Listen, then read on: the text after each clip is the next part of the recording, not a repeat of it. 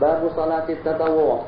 Al-fadlu afdalu ibadatil badani shalah. Seafdal ibadah yang kita laksanakan itu adalah sembahyang. Lebih afdal daripada puasa, lebih afdal daripada zakat, lebih afdal daripada zikir, lebih afdal daripada tilawah. Seafdal amal ibadah yang kita laksanakan itu adalah sembahyang. Wa nafluha afdalun nawafil. Wa ma syuri'a lahul jama'atu, dan di antara daripada sembahyang yang dianjurkan kita melaksanakannya secara berjamaah itu lebih afdal daripada yang tidak. Seperti sembahyang 2 hari raya, sembahyang gerhana matahari dan bulan, istisqa minta hujan, itu lebih afdal daripada sembahyang yang tidak disunatkan secara berjamaah. Seperti sembahyang sunat duha tidak berjamaah, tahajud tidak berjamaah. Wa huwa ma siwa dzalik. Lakinnar rawatib ma'al faraid, akan tetapi dengan sembahyang sunat rawatib yang menyertai sembahyang fardu itu lebih afdal daripada sembahyang tarawih. Urutan secara lebih mudah. Seafdal sembahyang sunat itu adalah sembahyang witir. Setelah sembahyang witir, sembahyang sunat subuh.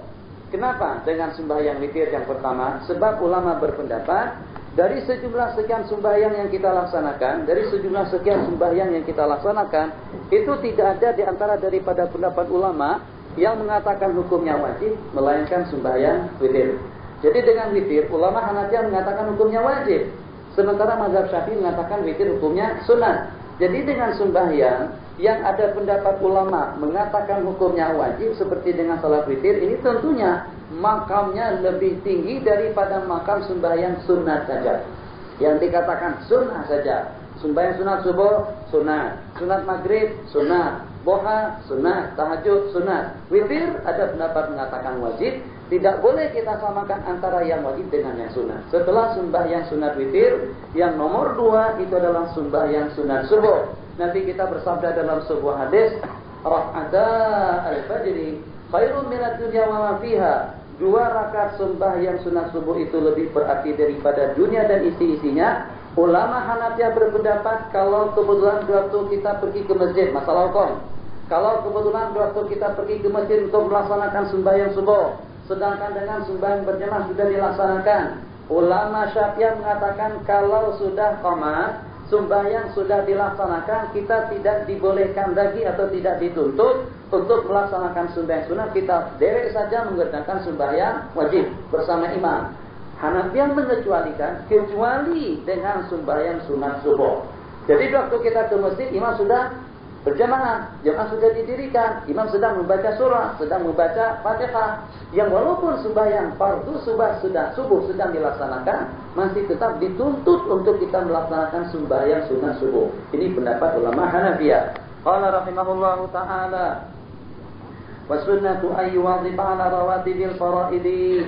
Ingat, jadi usahakanlah semaksimal mungkin, semampu kekuatan dan tenaga kita untuk kita tidak meninggalkan sembahyang rawatib, qabliyah dan ba'diyah. Jangan terlalu memperhatikan yang nawafil, jangan terlalu memperhatikan wirid dan zikir, sementara dengan yang sunat rawatibnya tertinggalkan. Kenapa?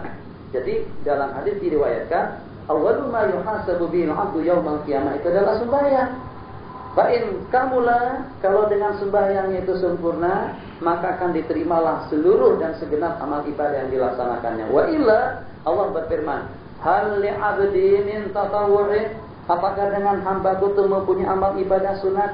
Tentunya ibadah sunat yang dimaksudkan kalau dengan sembahyang, ya ibadah sunat daripada sembahyang. Kalau daripada puasa, ibadah sunat daripada puasa, untuk melengkapkan, untuk mencukupkan kekurangan sembahyang yang kita lakukan. Itu tentunya rawatib waktu kita melaksanakan sembahyang fardu. Wa sunnatu ayyuwadhiba ala rawatibil faraid wa akmaluha rak'atani, 2 rakaat sebelum subuh, 4 rakaat sebelum zuhur, 4 rakaat setelahnya, 4 rakaat sebelum asar, 2 rakaat setelah maghrib, 2 rakaat setelah isya. Wal muakkadu min dzalika 10 raka'atin, 2 sebelum subuh, 4 sebelum zuhur, 4 setelahnya 10. 4 sebelum asar 14, 2 rakaat setelah maghrib 16, kemudian 2 rakaat sebelum isya, kemudian 4 rakaat setelah isya menjadi 22. Diriwayatkan dalam sebuah hadis sahih, man hafaza ala 12 raka'atan bunya lahu baitun fil jannah. Barang siapa senantiasa melakukan 12 rakaat sembahyang sunat dalam sehari semalam, Allah akan menganugerahkan sebuah mahligai untuknya nanti di dalam surga. Keterangan daripada hadis, 2 rakaat sebelum subuh, 4 rakaat sebelum zuhur 6, 2 rakaat setelahnya 8, 2 rakaat setelah maghrib 10, dan 2 rakaat setelah isya. Kalau boleh jangan ditinggalkan urutan yang 12 rakaat yang kita sebutkan tadi. Saya katakan di Indonesia, jangan mati dulu kalau kita tidak ada tempat di dalam surga. Masalahnya begini, saya tidak berani datang ke masjid kalau saya akan terlantar. Kalau kita akan pergi ke Amerika, kalau kita akan pergi ke Eropa, kalau kita akan pergi ke Spanyol, kalau kita pergi ke Perancis, kemana saja kita pergi. Kalau kita tak ada alamat, hotel tak ada, tempat kediaman tidak ada, keluarga tidak ada, mungkin kita tidak berani berangkat. Bagaimana dengan kita? Kita tidak berani pergi ke Amerika, disebabkan karena kita tidak ada keluarga, disebabkan karena kita tidak ada tempat kediaman, disebabkan kita tak ada rumah, disebabkan karena kita tidak sanggup bayar hotel. Kalau macam itu, apakah dengan kita berani pergi ke akhirat sedangkan kita tidak punya tempat di akhirat? Tempat sewaan tak ada di sana. Hai Ashir maafi, Top Ramli maafi, tak ada. Kalau di sini masih ada Top Ramli, masih ada Hai Ashir, rumah Kedah kosong, rumah Terengganu ada, rumah Pahang tak boleh. Jadi yang jadi masalah sekarang, kalau waktu kita di dunia masih boleh mengontrak, masih boleh kita tinggal dengan kawan. Tak di sini, di sana, tak di sana, di tempat lain. Kalau tak pun kita masih boleh menyewa. Jadi bagaimana kalau waktu kita akan ke akhirat? Perjalanan akhirat yang begitu jauh. Ya Allah, ya Arhamar Rahimin. Saya pesan kepada jamaah, mungkin di sebagian sini saya ada pesan seperti itu. Saya katakan sekejap saja, 60 tahun saja, 70 tahun saja. Dengan akhwat kita jaga perdahnya, jaga nikahnya, jaga pakaiannya, jaga diri laki-laki perempuan itu hanya sepakat 60-70 tahun saja.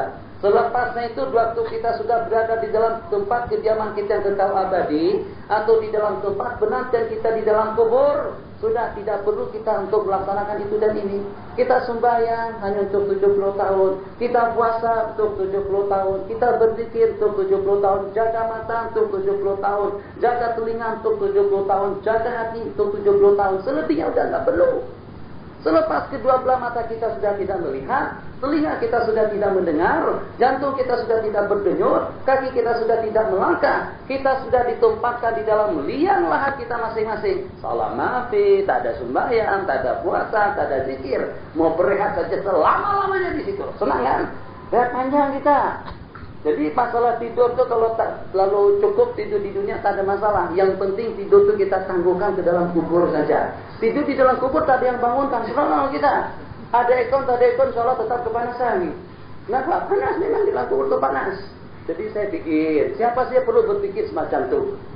Dalam kubur, ya Allah, ya Rahmatullah. Kipas jalan macam ini pun juga masih panas. Sementara di dalam kubur, sudahnya sempit, kemudian gelap, kemudian panas, kemudian sendirian. Kemudian kalau seperti Jaliyah Al-Maliziyah yang ada di Hai Ashir malam tadi itu sudah berapa puluh yang dikumpulkan di situ. Dirinya kecil sungguh. Sampai pernah masuk, ada yang pernah masuk dari kawan-kawan kita yang hadir di sini. Jangan berkumpul di sana, sempit. Cari tanah yang agak luas sedikit. Kumpul di situ tempatnya sempit. Mati Malaysia, jangan mati di sini kalau boleh. Akhwat jangan mati di sini ya. Akhwat di bawah jangan mati di sini. Sempit sudah tempat itu. Di sana ekor tak ada, kipas tak ada, semuanya tak ada. Di samping makhluknya banyak sungguh di situ. Masya Allah, tabarakallah. Dan ala di Mesir kuburan itu terkumpul. Ini yang jadi problem. Jadi kuburan disusun-susun macam itu saja. Jadi seperti bilik kita di sini. Misalnya pintu gerbang masuknya dari sana. Setelah si mayat tadi itu dibawa ke bawah, dia tinggal mencari tempat kosong. Tempat itu sudah disediakan berpetak-petak, tinggal meletakkan si mati tadi itu. Kalau penuh, maka dengan kerangka dan juga dengan tengkorak dan juga dengan tulang benulang si mati yang terdahulu itu diketepikan, kemudian diisi kembali dengan si mati yang berikutnya. Lebih senang kita mati di tempat kita, kubur sendirian tapi sepi. Allahu Akbar, takut.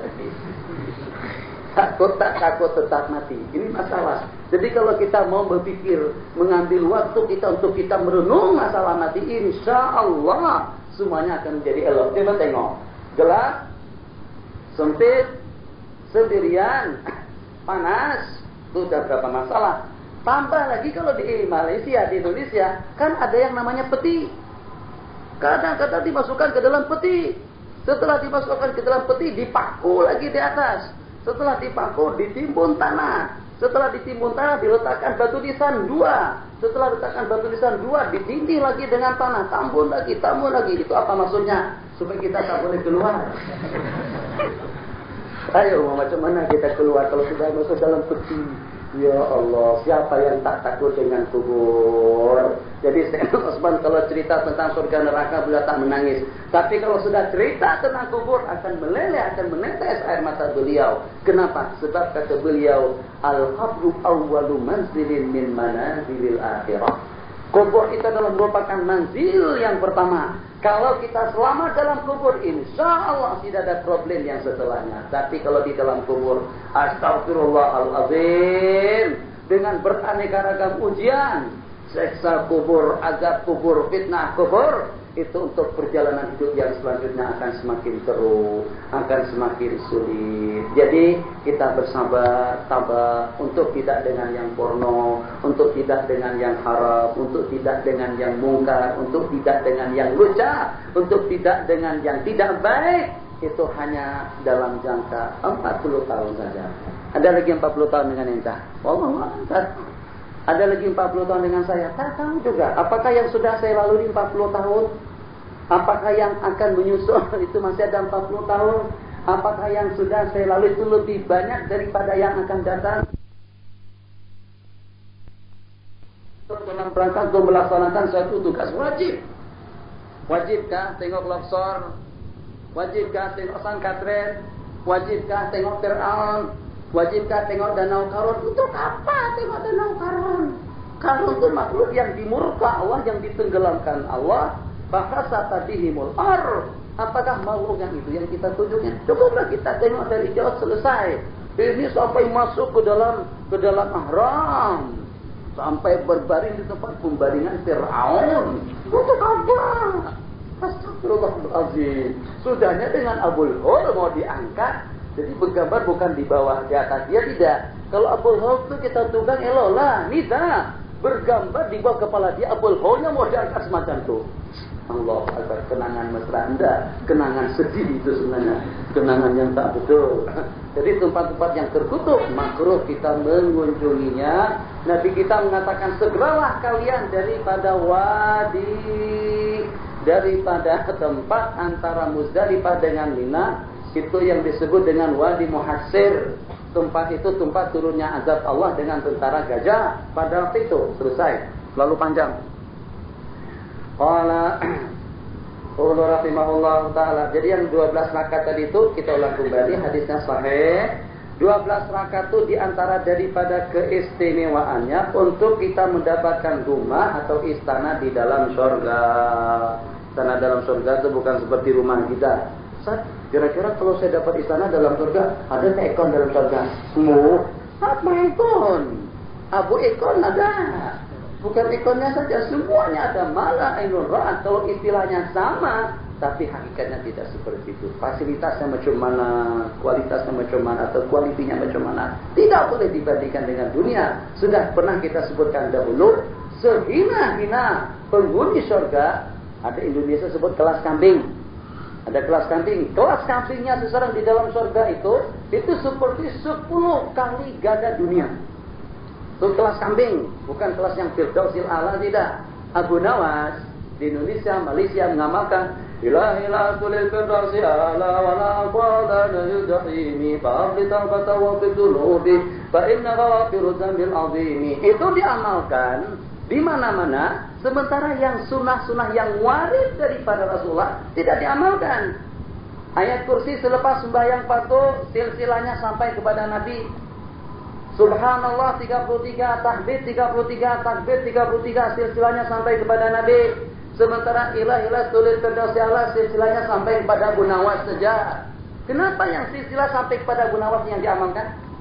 Ini problem di masyarakat kita. Mengutamakan yang tidak waris, sementara yang waris ditinggalkan. Kerjakan semuanya, oke. Tapi kalau dengan yang waris daripada Nabi diabaikan, sedangkan dengan yang sumpama bacaan daripada Abu Nawas, itu yang menyita waktu kita. Itu berarti dengan kita memilih yang mafdul dengan meninggalkan yang lebih afdol.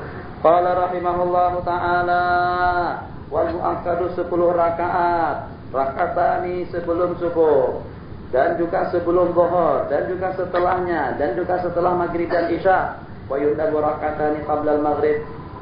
Banyak yang melakukan wal jumu'atu kadzuhri. Sebab Nabi kita bersabda, barang siapa melaksanakan sembahyang 12 rakaat pada tiap hari. Tiap hari tidak ada perbedaan antara Jumat dengan hari-hari yang lain. Berarti dengan hari Jumat pun juga disunahkan 4 rakaat sebelumnya.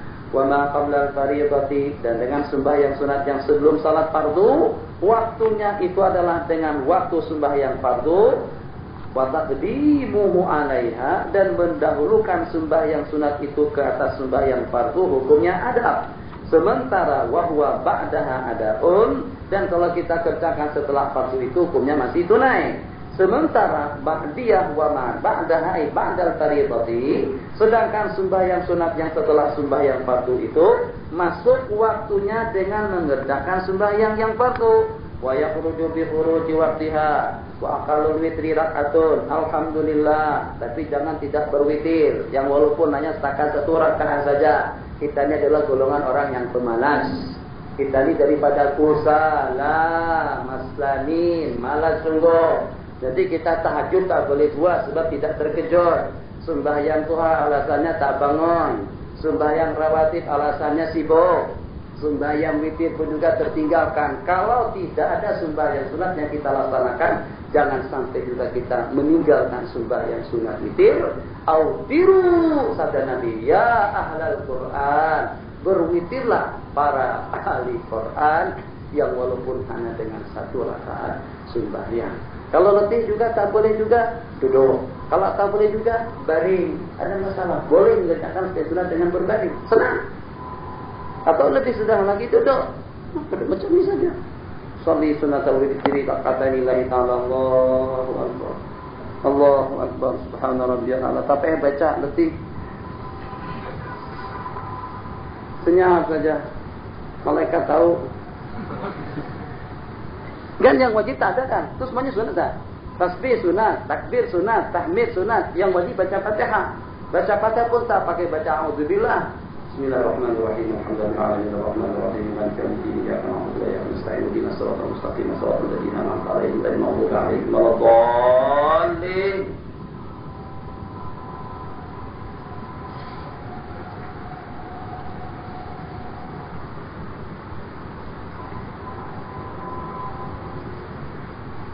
Tahiyatul, tangan pun juga tak ditahiyatkan ya. Tahiyatullah.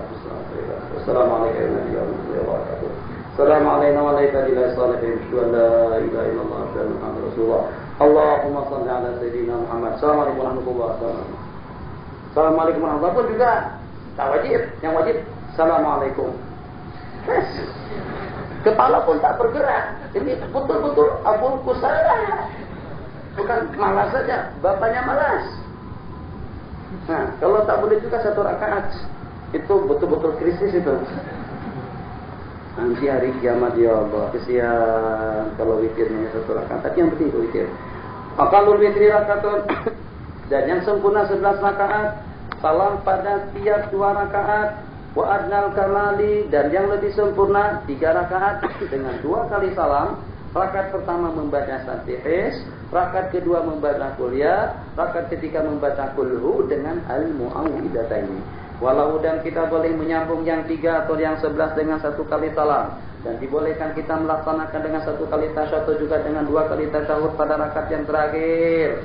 Wallati qablaha, kalau bi tasyahhudaini, dengan 2 kali tasyahud itu lebih afdal. Kalau kita lakukan dengan lebih daripada 2 kali tasyahud, batal sembahyang kita. Dan afdalnya kita mendahulukan sembahyang witir setelah sembahyang sunat isya, kecuali kalau kita pasti akan bangun untuk bertahajud. Maka pada itu yang afdalnya kita takhirkan, kita tangguhkan setelah kita melaksanakan salat tahajud. Jadi yang afdal dengan kita yang mana? Itu pulang pada kita. Tengok keadaan kita macam mana. Kalau kita akan tahajud, elok witir kita tangguhkan. Kalau kita tidak akan bertahajud, elok dengan kita berwitir sebelum kita tidur. Jadi yang paling senang witir dalam kelambu. Supaya kita tak pergi sana sini lagi. Witir duduk, dah selesai, assalamualaikum, garing saja lagi. Itu hidup orang yang pemalas. Walau autara summa arada tahajjudan, kalau kebetulan kita sudah berwitir, kemudian kita akan bertahajud, maka disunahkan kita sembahyang 2 rakaat untuk tahajud, dan tidak perlu kita mengulangnya witir. Wala yahtaju ila nafli, dan tidak perlu kita membatalkannya dengan 1 rakaat sebelum tahajud. Ini ada qaul dalam mazhab Syafi'i. Kalau sebelum kita tidur kita bertahajud, sebelum tidur kita melaksanakan sembahyang witir, kemudian kita bangun tengah malam, terus kita bertahajud. Ada pendapat mengatakan sebelum tahajud kita sembahyang lagi 1 rakaat, yang tujuannya untuk menggenapkan witir kita yang telah lalu. Tergagalkan witir kita, terus kita bertahajud. Selepas kita bertahajud baru kita akan berwitir kembali. Tapi itu tidak disunahkan. Yang afdalnya witir 1 kali saja. Qala rahimahullah ta'ala, dan disunatkan Allah yata'ammada ba'da salatan, sunat untuk tidak melaksanakan sembahyang sunat setelah witir. Wa yundabu tarawih, dan sunat melaksanakan sembahyang tarawih pada tiap bulan Ramadan. Qala isruna rakatan fil jamaati, 20 rakaat secara berjamaah dan salam pada tiap 2 rakaat. Berwitir setelahnya secara berjamaah kecuali bagi seseorang yang bertahajud, maka sunat menangguhkannya. Dan berkunut pada pertengahan yang kedua dengan kunut subuh, dengan menambah Allahumma inna nasta'inuka ila akhirih. Bukan dibaca Allahumma inna nasta'inuka ila akhirih. Nah, memang bacanya macam itu, tapi kata Malik ilahi baca sampai habis. Jadi bukan dibaca ila akhirih. Kalau itu ikhlas sungguh itu. Waktu witri, dan waktu kita mengerjakan witir tarawih itu adalah antara isya dengan sembahyang subuh. Antara isya dengan terbit fajar waktu subuh. Artinya macam mana? Kalau kebetulan dengan kita maghrib tadi itu di Tonto, perjalanan kita akan menuju Iskandaria, berhenti di Tonto di Masjid Sidi Syekh Ahmad Al-Badawi. Setelah selesai kita melaksanakan sembahyang maghrib, kita jamak takdim dengan isya, kita sudah boleh berwitir dan juga boleh bertarawih pada itu, yang walaupun sebelum masuk waktu isya. Sudah boleh kita mengerjakan salat tahajud, sembahyang tarawih dan juga sembahyang witir, yang walaupun masih pada waktu maghrib. Kalau jamak takdim. Qala wa yusalli dhuha. Ini juga sulit. Salat duha. Wa aqalluha rak'atani. Salat duha 1, salat tahajud 2. Kalau diamalkan insyaallah kita tidak akan stroke. Kalau diamalkan salat kita tidak akan sakit parah insyaallah, kalau disertai dengan penuh keikhlasan tanpa ada tujuan untuk itu dan ini.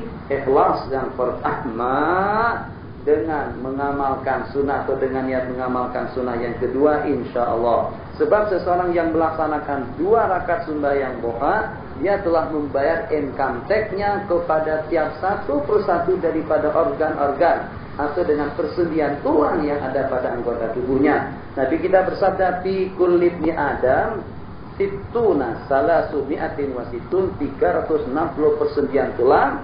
Kullu sulama min ibni Adam, tiap satu persatu daripada persendian tulang tersebut memerlukan dan menuntut kita harus bersedekah.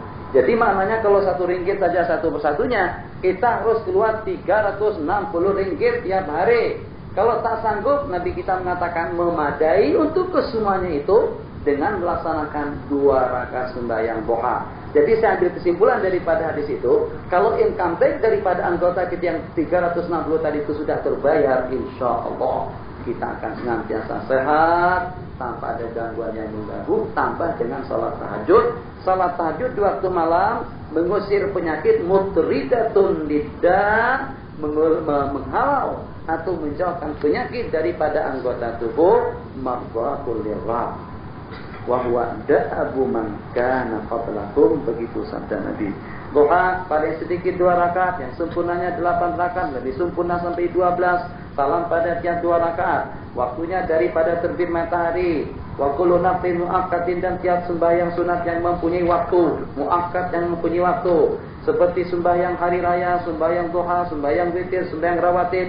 Apabila keluputan sunat diqadha, sembahyang sunat diqadha. Info ila li'aridin, kalau dilakukan karena arid, karena sesuatu yang menimpa, seperti sembahyang gerhana, sembahyang minta hujan, tahiyatul masjid, salat istikharah kalau keluputan tidak diqadha. Sembahyang sunat di waktu malam lebih muakkad yang walaupun sedikit, Dan sembahyang sunat mutlak di waktu malam lebih afdal daripada sembahyang sunat mutlak di waktu siang.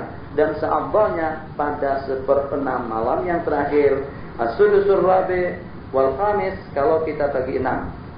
Inqasamahu nisfaini kalau kita bagi 2, maka yang paling afdal kita melaksanakannya pada setengah malam yang terakhir atau aslasan fal awsatu.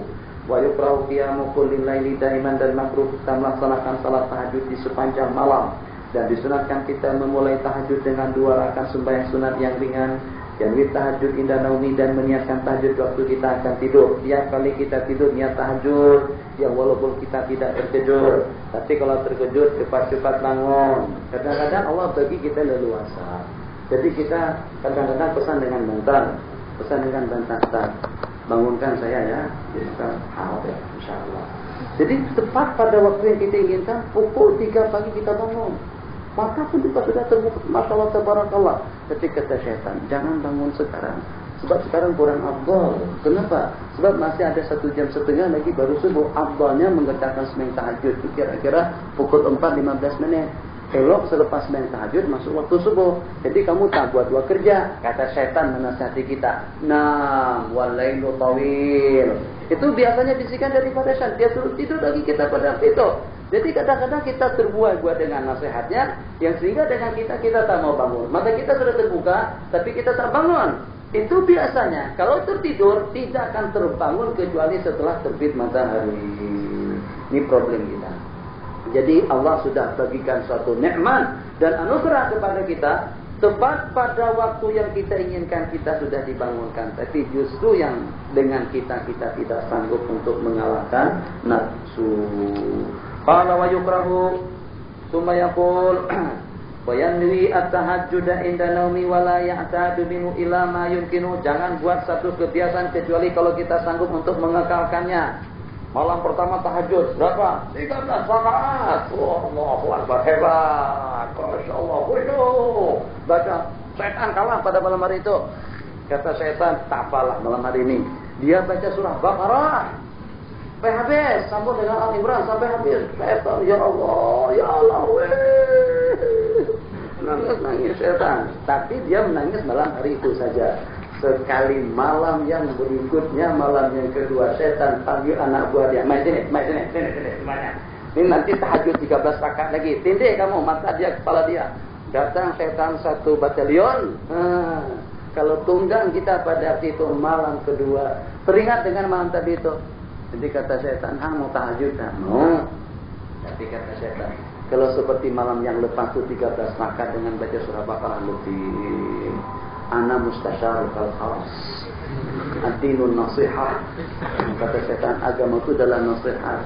Saya nasihat kepada kamu, kalau kamu sembahyang seperti malam tadi itu, nanti dengan kamu, kesehatan kamu akan terganggu. Inna li badadika alaika haqqa, inna li ainika alaika haqqa, wa li bayitika alaika haqqa, wa li ahlika alaika haqqa, fa'afi kulladhi haqqin haqqa. Ini apa di dalam Al-Quran itu? Ana nasihul amin. Syaitan mengatakan, itulah penasihatmu yang jujur. Jadi biasanya kalau pada waktu kita teringat malam tadi kita tahajud 2 rakaat, waktu kita bangun malam kedua kita sanggup untuk kita bertahajud kembali. Kenapa? Sebab bayangan dalam kepala kita, problemnya setakat 2 rakaat saja. Tapi kalau teringat dengan kita, tadi malam tahajud 13 rakaat. Kalau kita tahajud kembali malam ini 13 rakaat, ya Allah, letihnya bukan main. Tambah dengan surah Baqarah 1,5 jam. Adalah kata syaitan, tak payahlah. Ad-dinu yusrun. Sulit kalau dialog dengan syaitan sulit. Sebab syaitan itu terlalu pintar. Kata syaitan, agama itu mudah. Masuk surga. Anda tak pernah tahu gak? Ada dengan seseorang bagi minum, mana air? Bagi minum anjing yang sehingga dengan dia masuk surga. Hanya setakat bagi air minum saja. Kenapa kamu susah-susah mau dapat surga? Wa fi tabassumika wa tabassumuka ala wajhika sadaqah. Kata syaitan, senyuman kamu kepada saudaramu itu adalah sedekah. Ada dengan seseorang masuk surga kena dengan memotong ranting pohon kayu, dahan kayu yang mengganggu kelancaran lalu lintas. Fasyakarallahu fi'la wa adkhalahul jannah. Kenapa kamu susah-susah salat tahajud? Itu selalunya. Jadi dengan setan, langkah pertama, keterangan itu di dalam kitab Minhajul Abidin, Imam Al-Ghazali. Langkah dia yang pertama dia katakan tak payah buat. Kata kita tak boleh. Sebab aku sebagai hamba Allah memang diciptakan untuk ibadah. Kita harus beribadah. Macam manapun kamu setan mewas-was saya akan beribadah. Oke, kata setan, tak apa. Perlu beribadah, tapi cepat-cepat sikit. Itu tawaran dia itu juga, cepat-cepat sikit. Jangan buat kosong, nanti tersita waktu kamu. Ini sekarang urusan bisnis, urusan ekonomi. Itu besok pengajian tafakuh, itu pengajian kilat. Kitab ini kena diselesaikan, itu kena dihadiri, ini kena buat. Apa segala macam, banyak pekerjaan kita. Jadi kena laju sikit, kena cepat-cepat mengerjakannya. Ini langkah kedua. Kita kata, tak boleh. Waqumu lillahi qanitin. Inna salata tanha 'anil fahsya'i wal munkar. Sembahyang harus khusyuk, harus tenang, harus tumakninah. Kalau lagi setan, oke. Ini yang lebih berat. Jadi kata setan, ente harus sembahyang sesempurna mungkin. Jadi ente sujud harus lama, rukuk harus lama, tekan dahi supaya cepat hitam. Itu dia nasihat semacam itu. Jadi daripada tidak kepada cepat kepada ujub. Jadi tujuannya dia akan hanyutkan kita kepada dunia riya. Kita dihanyutkan kepada sum'ah, kita dihanyutkan kepada ujub, yang sehingga kita merasa kitalah yang beribadah, kitalah yang berbuat. Akhirnya kita merasa bangga dan memandang orang lain jadi kerdil. Kelas rendah semuanya. Masya Allah, tabarakallah, min ibadillahi shalihin. Tenang-tenang saja, jangan khawatir. Saya bagi syafaat kamu nanti hari kiamat. Itu yang menyebabkan jadi macam itu. Kenapa? Dia sudah sum'ah, karena ujub, karena riya dengan amal ibadahnya. Itu tasawuf. InsyaAllah nanti bila-bila masa kita baca tasawuf. Semuanya insyaAllah. InsyaAllah itu mungkin iya, mungkin juga tidak. Kalau orang ajak kita ke rumah sakit, insyaAllah tidak. InsyaAllah itu kan muhtamal. Tapi orang yang mengajak kita pun juga lega. Jadi kalau kita tak insya Allah mungkin dia akan kecewa. Jadi kalau kita katakan insya Allah, yang menentukan isi insya Allahnya itu kita sendiri. Insya Allah mungkin nanti. Wow, macam mana bang begini? Tuh tetangga baru kawin 1 minggu sudah dibelikan kalung berlian. Saya kawin dengan abang sudah 13 tahun jangankan berlian. Yang palsu saja tak ada. Misalnya, mengambil kamu istri. Jadi kita kata insya Allah. Maksudnya insya Allah tidak akan saya belikan. Awas hati-hati kalau suami insya Allah terus tuh membimbangkan. Kalau selesai, sedikit lagi.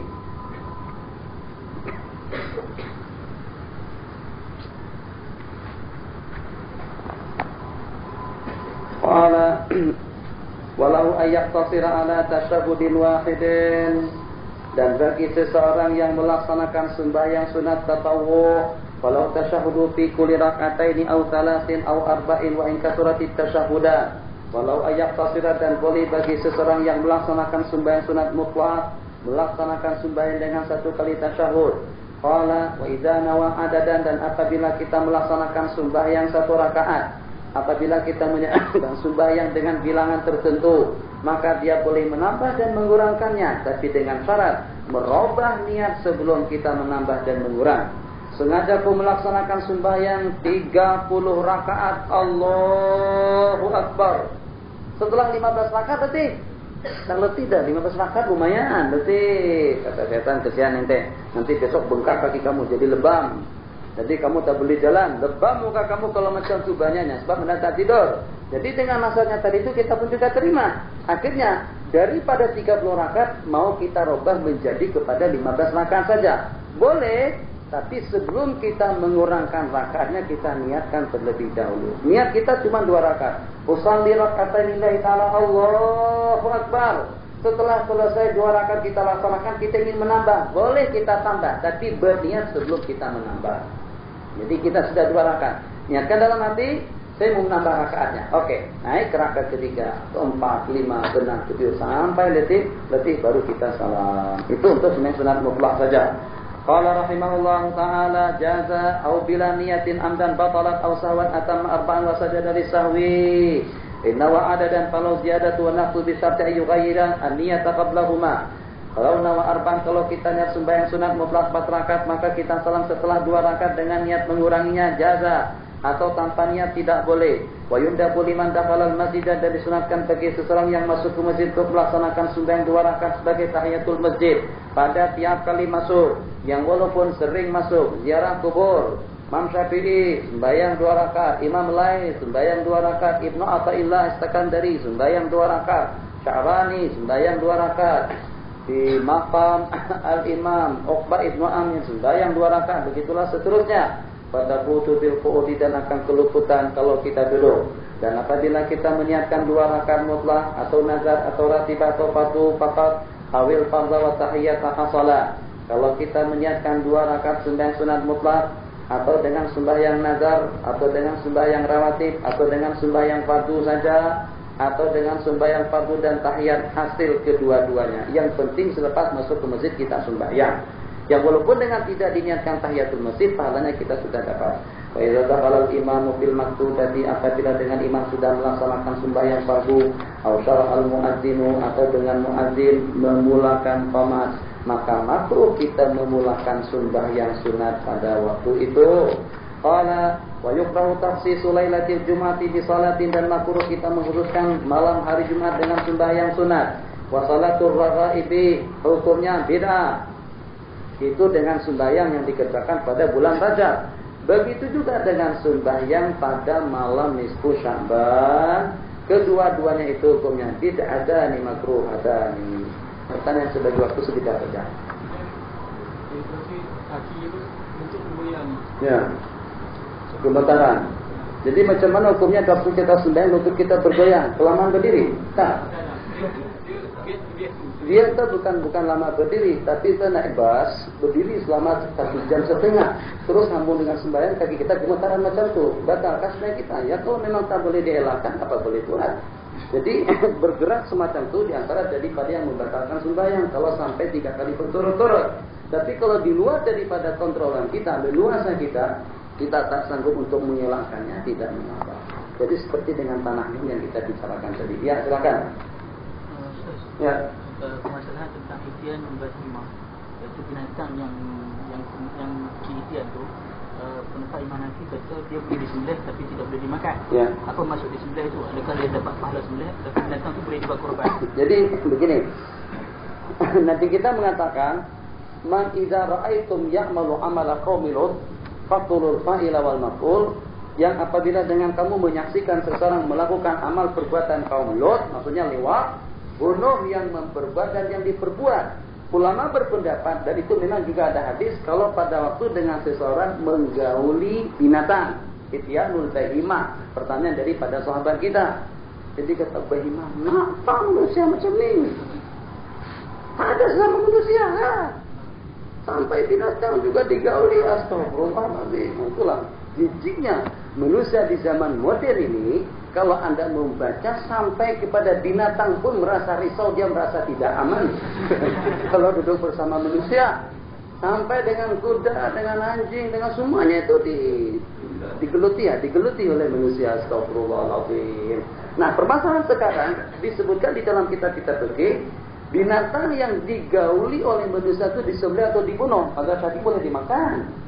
Jadi kita sembelih, dagingnya halal dimakan. Mazhab Abu Hanifah, disembelih tapi dagingnya tidak boleh dimakan. Kenapa disembelih? Untuk mengelakkan dan menyelamatkan kedua makhluk Allah tadi itu daripada perbuatan maksiat.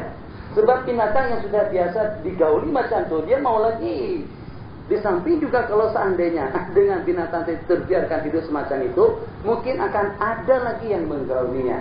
Jadi tidak akan terhenti kemaksiatan laki-laki tadi itu, kecuali kalau pada waktu binatang itu kita sembelih. Binatang kalau tak terbiasa digauli, dia mengamuk. Jadi dia tengok manusia mau ke situ, ngamuk dia hantam. Tapi kalau dengan hamba Allah yang satu tadi itu, memang sudah terbiasa dia digauli sedemikian rupa, dia senyap saja. Karena tahulah rasanya itu macam mana. Jadi ala kulli hal, mungkin kita mengenal hikmah daripada pendapat ulama Hanafiyah, tujuannya untuk menyekat supaya laki-laki tadi itu tak boleh lagi melakukan perbuatan tersebut dengan binatang. Tapi binatang itu menjadi tidak halal dimakan. Itu pendapat daripada ulama Hanafiyah. Disembelih tapi tidak halal dimakan. Yang lain? Adakah dia dapat pahala sembelih itu ataupun boleh dibuat dalam adhiyah? Ya, udhiyah. Tidak, udhiyah akan kita makan dagingnya. Udhiyah untuk dagingnya, udhiyah tujuannya untuk daging. Dan dapat pahala karena kita memenuhi sunnah saja. Sebab Nabi kita katakan bunuh yang membuat dan yang diperbuat atau dengan binatang. Dapat pahala karena kita melaksanakan sunnah atau karena kita mengamalkan tuntutan daripada hukum. Sementara dengan dagingnya tidak akan jadi daging korban. Jadi kita dapat pahala sembelih juga. Dan pahala mengikuti perintah. Imtisal lil awamir. Yang lain.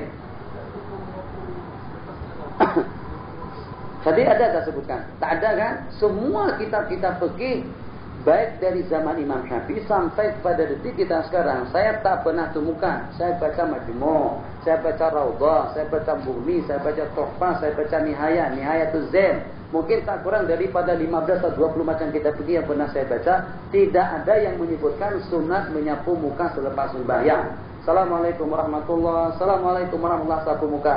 Itu ada diriwayatkan hanya di dalam kitab-kitab hadis. Hanya malangnya nasib hadis itu dhaifun jiddan. Itu saja. Jadi kenapa Imam Nawawi tak buat di dalam kitab Minhaj atau dalam Majmu' atau dalam Raudhah atau dengan Syarah Tanbih?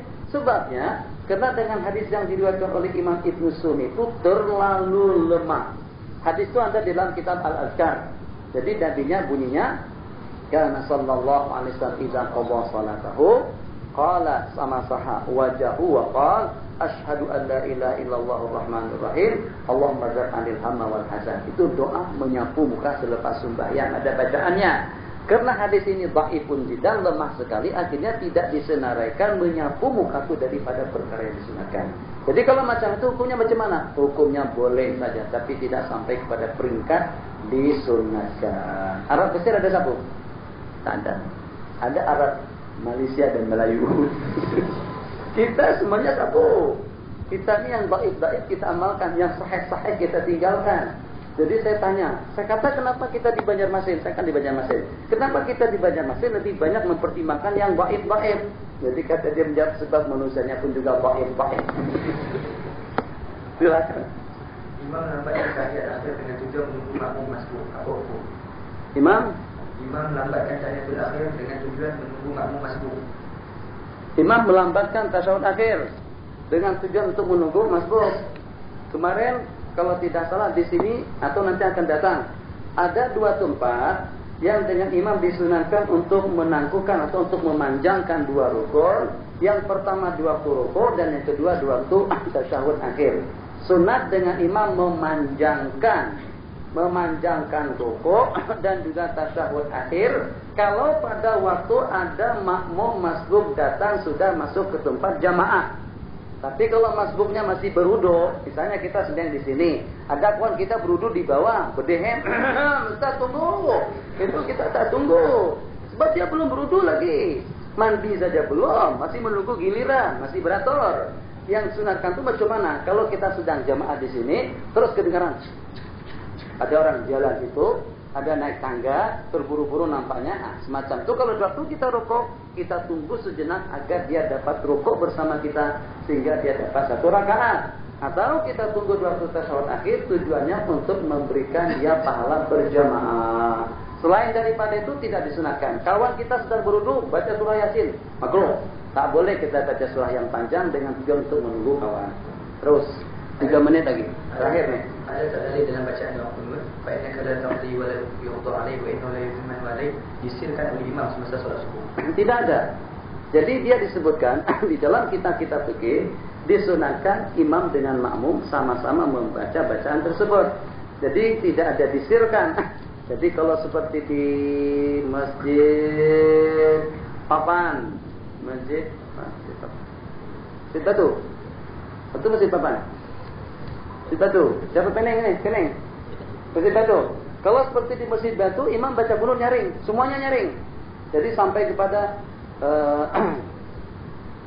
Allahumma shalli ala sayyidina Muhammad. Allahumma hdina fiman hadait wa afina fiman afait wa tawallana fiman tawallait wa barik lana fima ata'ta wa qina bi rahmatika syarra ma qadait fa innaka taqdi. Itu sama-sama membaca dan imam pun juga membacanya secara nyaring. Tidak ada disebutkan di dalam kitab fikih bahwasanya imam sunat sunat perlahan-lahan atau sunat dengan sir membaca sana pada waktu itu. Kalau kita secara sir tidak mengapa. Terus 1 menit. sahkah solat Jumaat di dalam kapal pada waktu musafir, dan apa yang afdal kita buat pada waktu itu, solat Jumaat atau solat? Pertama, syarat kita melaksanakan sembahyang Jumat menurut pendapat kesemua ulama, fi khutbatil balad, Jumatan itu dikerjakan di tengah kota atau di tengah kampung, di daerah, di desa, tempat kediaman orang ramai. Justru itu ulama tidak ada yang mewajibkan kita melaksanakan sembahyang Jumat di dalam kapal yang walaupun dengan jumlah penumpangnya sampai lebih daripada 40-an. Tetap saja tidak digalakkan dan tidak dituntut. Tapi apakah boleh atau tidak? Di sini yang terdapat khilaf.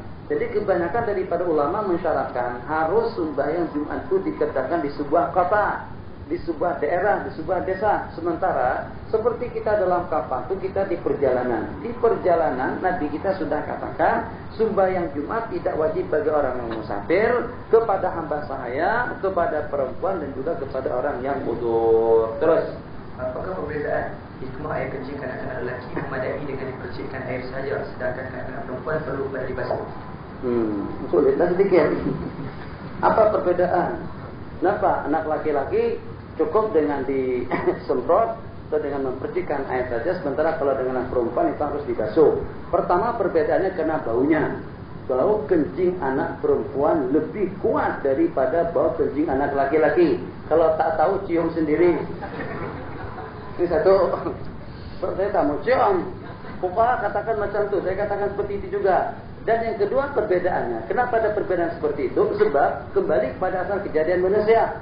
Kalau dengan laki-laki Nabiullah Adam itu diciptakan Allah daripada tanah. Sementara dengan Siti Hawa itu diciptakan Allah daripada tulang rusuk Nabiullah Adam. Jadi ada perbedaan di situ. Yang berasalkan daripada tanah laki-laki, yang berasalkan daripada tulang rusuk Sayyidatuna Hawa. Jadi dengan perbedaan tersebut juga ada perbedaan antara medis mereka masing-masing. Kita sembahyang di sini, yang tak boleh sembahyang di bawah. Fatimah itu masalah. Wabil akhirati hasanatan wa qina azabannar. Qina natika mali iman ya aziz ya Rasulullah sallallahu alaihi wasallam wa ala alihi wasallam.